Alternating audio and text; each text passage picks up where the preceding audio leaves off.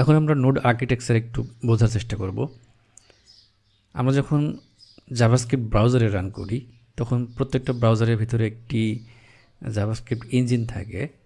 সেই ইঞ্জিনটা হচ্ছে আমাদের জাভাস্ক্রিপ্ট কোড নেয় এবং সেটাকে কনভার্ট করে মেশিন কোডে কনভার্ট করে, আর এই মেশিন কোডটাই কম্পিউটার বুঝতে পারে, জন্য আমরা আউটপুট দেখতে পাই।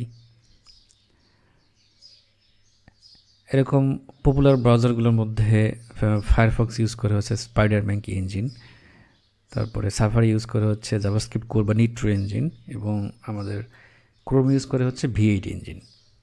তো এই ক্রোমের যে V8 ইঞ্জিন আছে এইটাকেই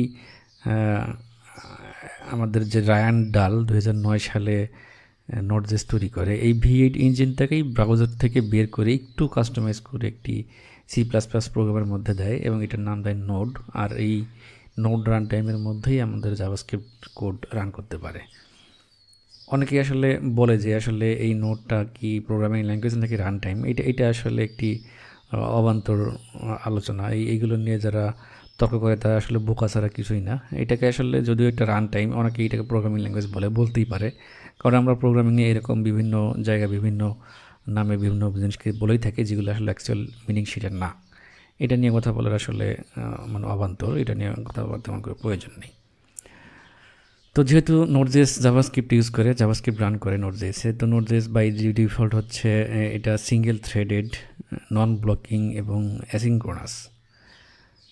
তো এই জিনিসগুলো কি, এই আর্কিটেকচারটা ভালো করে বোঝার জন্য আমরা প্রথমে আগে দেখে নিই যে আগে যে ল্যাঙ্গুয়েজগুলো আমরা ইউজ করতাম, ধরেন হচ্ছে জাভা বা ASP, যেগুলো দিয়ে আমরা ব্যাকএন্ডের কোড লিখতাম, এগুলো বাই ডিফল্ট কিন্তু ব্লকিং এবং সিনক্রোনাস।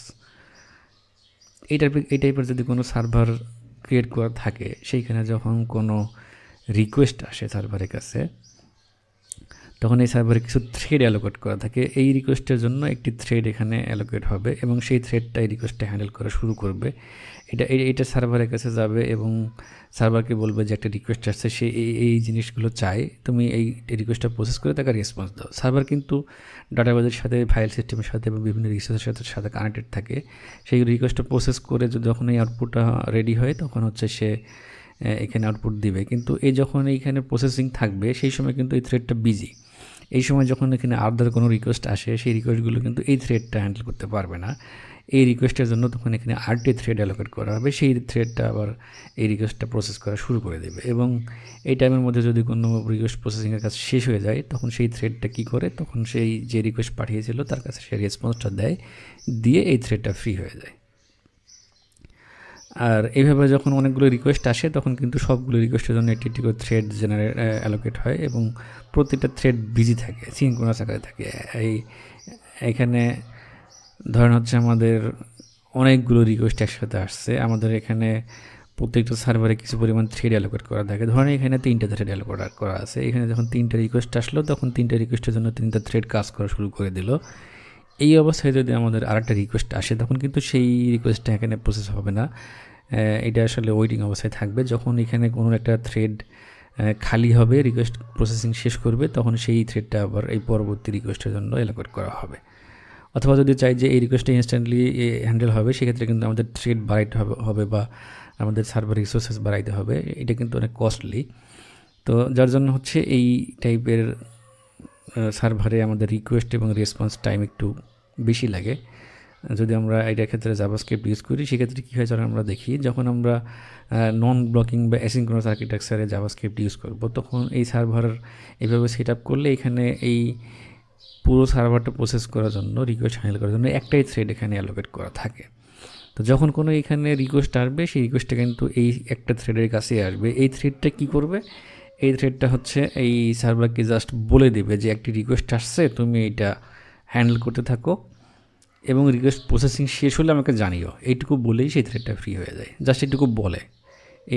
এই রিকোয়েস্টটা প্রসেসিংয়ের টাইমে এই রিকোয়েস্টটা বিজি থাকে না। এই সময় যদি আরেকটা রিকোয়েস্ট আসে সার্ভারে, তখন কিন্তু সেই রিকোয়েস্টের জন্য এই জাস্ট বলে যে তুমি এইটা প্রসেস করতে থাকো, আর বা এইভাবে ধরতে পারেন যে এইটা প্রসেস হতে থাকে এবং এই টাইমে এই থ্রেডটা ফ্রি থাকে এবং জাস্ট বলে দিয়ে থাকে যে এই রিকোয়েস্টটা সাকসেস হলে আমাকে জানিও, মানে একটি কলব্যাক টাইপের একটি ফাংশন এখানে বলে দিয়ে থাকে যে তুমি সাকসেস হলে এই কলব্যাকটাকে এখানে এক্সিকিউট করে দাও। তো সেই সময় যদি আরেকটা রিকোয়েস্ট আসে, সেটা কিন্তু একইভাবে এই সিঙ্গেল থ্রেডই কী করবে, এখানে বলে দেবে যে তুমি রিকোয়েস্টটা প্রসেস করতে থাকো, আমি রিকোয়েস্ট প্রসেসিং সাকসেস হলে আমাকে জানিও। এইভাবে যদি কোনো রিকোয়েস্ট প্রসেসিং শেষ হয়ে যায়, তখন কিন্তু সেই কলব্যাকের মাধ্যমে সেইটা বলে দেয় যে এটা প্রসেসিং শেষ হয়ে গেছে, তুমি এই রিকোয়েস্টটা যে পাঠিয়েছিল তাকে রেসপন্সটা দিয়ে দাও। তখন কি করে সে এই রিকোয়েস্টের যে রেজাল্ট সেটা এইটাকে দিয়ে দেয়। আর এই রিকোয়েস্টের যে বলাবলির ব্যাপারগুলো যেটা বললাম, সেগুলো আসলে একটি ইভেন্ট কিউয়ের মাধ্যমে ঘটে। যখন একটা রিকোয়েস্ট আসলো, সে কিন্তু একটা ইভেন্ট কিউয়ের মধ্যে চলে যায়, যে তুমি যখন এই রিকোয়েস্টটা প্রসেসিং শেষ হবে, তুমি এই ইভেন্টটা ঘটিয়ে দিও বা এই ইভেন্টটা করো, ট্রিগার করো, তাহলে হচ্ছে আমি রেসপন্স দিয়ে দেবো। আর এই আর্কিটেকচারের কারণে কিন্তু, এই ইভেন্ট কিউয়ের কারণে কিন্তু, এই সিঙ্গেল থ্রেডের কারণে এই জাভাস্ক্রিপ্টের যে সার্ভারগুলো, এগুলো অনেক দ্রুত এখানে রেসপন্স দিতে পারে এবং ফাস্ট রেসপন্স দিতে পারে। অনেক লো সিপিইউ রিসোর্সেস ইউজ করে অনেক বেশি রেসপন্স দিতে পারে এবং এক্সিকিউশন টাইমও অনেক কম লাগে। আর এই ইভেন্ট কিউ যেটা, এটাও কিন্তু অ্যাসিনক্রোনাস, অর্থাৎ আপনার একটা ইভেন্ট কিউয়ের মাধ্যমে একটা ইভেন্ট আগে গেছে, এর মানে এই না যে সেই ইভেন্টের রেসপন্সটা আগে আসবে। এই ইভেন্ট কিউয়ের মধ্যে অনেকগুলো ইভেন্ট থাকে, যেই রিকোয়েস্টের প্রসেসিংটা আগে শেষ হবে, সেই রিকোয়েস্টের ইভেন্ট কিউটা আগে এক্সিকিউট হয়ে সেইটা মনে করেন যে এখানে রেসপন্স চলে যাবে। এটাও অ্যাসিনক্রোনাস। এই জন্য এখানে আসলে নোড.জেএস আর্কিটেকচার অনেকে ইউজ করে, বা আমরা এখন সবাই ইউজ করি। আর এই নোড.জেএস এই আর্কিটেকচারের কারণে আইও ইন্টেন্সিভ কাজের জন্য এটা খুবই উপযোগী। কারণ হচ্ছে এখানে ধরেন ইনপুট আউটপুট বা রিকোয়েস্ট প্রসেসিং কমিউনিকেশন টাইপের যেগুলো থাকে, এই টাইপের প্রজেক্টের জন্য এটা গুড।